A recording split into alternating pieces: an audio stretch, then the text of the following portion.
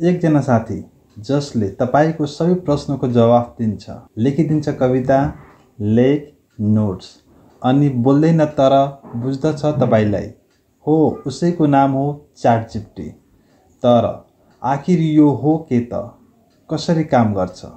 आउनुहोस् आज बुझौँ सम्पूर्ण कुरा।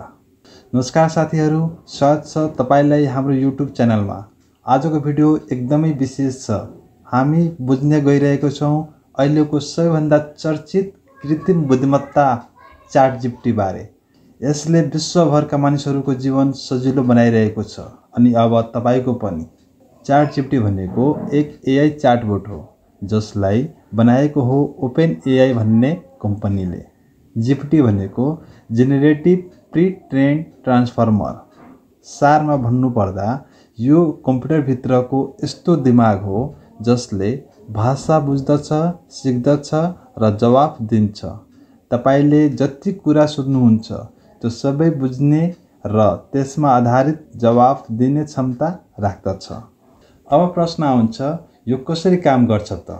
च्याटजिपिटीले लाखौं किताब, वेब पेज, लेख, कुराकानी पढेर पहिले नै सिकेको हुन्छ। जब तपाईले प्रश्न गर्नुहुन्छ तब यो आफ्नो सिकाइ प्रयोग गरेर तपाईलाई सबैभन्दा उपयुक्त जवाफ दिन्छ। यो कुनै पनि जानकारी इन्टरनेटबाट अहिलेको समयमा खोज्दैन, बरु पहिले सिकेको कुराबाट अनुमान गर्छ। त्यसैले कहिलेकाहीँ गल्ती पनि गर्न सक्छ। च्याटजिपिटीले तपाईको लागि के गर्न सक्छ त? आउनुहोस् हेरौँ। च्याटजिपिटीले तपाईको लागि गर्न सक्ने कामहरू जस्तै नोट्स लेखिने, कविता, कथा, भाषण बनाइदिने, कोड लेख्ने, इमेल लेखिदिने, परीक्षा तयारीमा सहयोग गर्न, अनुवाद गर्न, योजना बनाउन पनि काम गर्ने गर्छ। छोटोमा भन्नुपर्दा यो तपाईको डिजिटल सहायक हो। यसबाट त फाइदा धेरै छ, तर सावधानी पनि चाहिन्छ। च्याटजिपिटी सधैँ सत्य बताउँछ भन्ने ग्यारेन्टी छैन। यसले बनाएको जवाफ तपाईले एकपटक जाँच गर्नै पर्छ। र सबैभन्दा महत्त्वपूर्ण, यो एउटा टुल हो, मानिस होइन।